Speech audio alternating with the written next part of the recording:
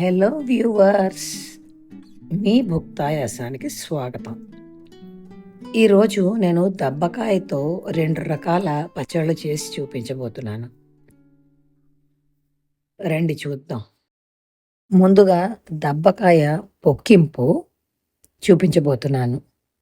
దీనికి చక్కగా తొక్క దడసరి లేని దబ్బకాయను తీసుకుని సన్నగా ముక్కలుగా తరుక్కోవాలి. దబ్బకాయ పొక్కింపు చేయడానికి ముందుగా మనం గిన్నెలో సన్నగా తరుక్కుని పెట్టుకోవాలి దబ్బకాయ ముక్కల్ని. ఇప్పుడు ఇందులోనే ఒక చెంచాడు పసుపు, రుచికి సరిపడా ఉప్పు.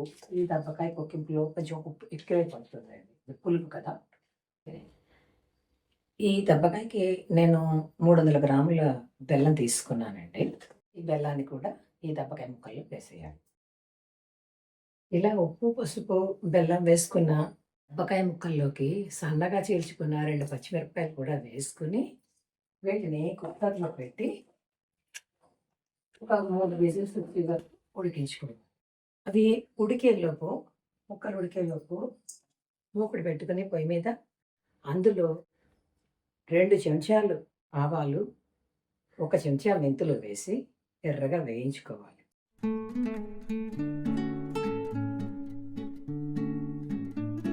ఇలా వేయించుకున్న ఆవాలు, మెంతుల పొడి మిక్సీలో ఆడుకుంటే పౌడర్గా ఇలా వస్తుంది.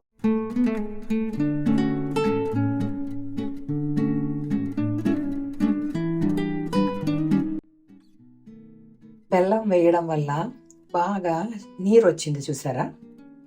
ఈ నీళ్ళని కొంచెం ఇవాపరేట్ అయ్యేటట్టుగా పెట్టుకోవాలి. ఈలోపుగా ఇందులోకి ఆవాలు, మెంతులు ఎర్రగా వేయించి పెట్టుకున్న పొడి ఒక 3 చెంచాలు వేసుకోవాలి. అలాగే ఇందులోకి కారం, పచ్చిమిరపకాయలు వేసాం, అందుకని ఇందులోకి చూసి వేసుకోవాలి. ఈ బెల్లంలో వచ్చిన నీరు ఎగిరే వరకు, కొంచెం దగ్గర అయ్యే వరకు ఎగరబెట్టుకోవాలి. మరీ దగ్గర అయ్యే వరకు ఉంచుకోకూడదు, ఎందుకంటే ఆరిపోయాక గట్టి పడుతుంది.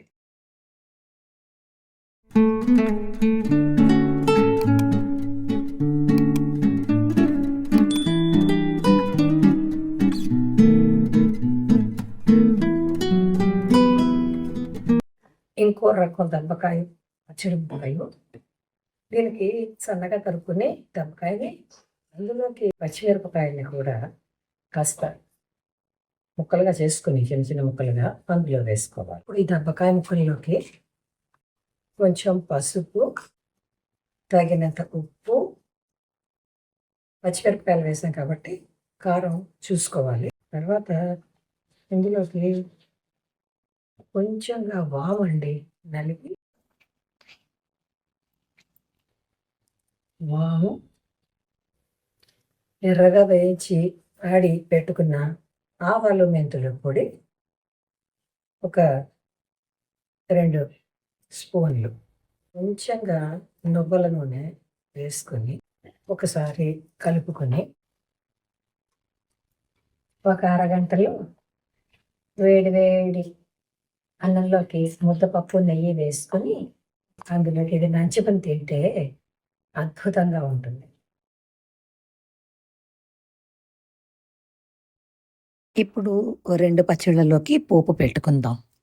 ముందుగా మూకుడు పెట్టుకుని కొంచెం నూనె వేసుకుని అందులో ఎండుమిరపకాయ ముక్క, ఆవాలు, ఇంగువ వేసుకుని ఆవాలు చిటపటలాడాక ఆ పోపుని ఈ రెండింటి మీద వేసుకుని, ఈ 2 కూడా ఇడ్లీ, దోశ, అన్నం దేంట్లోకైనా చాలా టేస్టీగా ఉంటాయండి. ఫ్రిడ్జ్లో పెట్టకుండానే పొక్కింపు అయితే ఒక నెల రోజులు నిలవ ఉంటుంది. పచ్చడి ముక్కలు ఒక వారం ఉంటుంది. Thank you.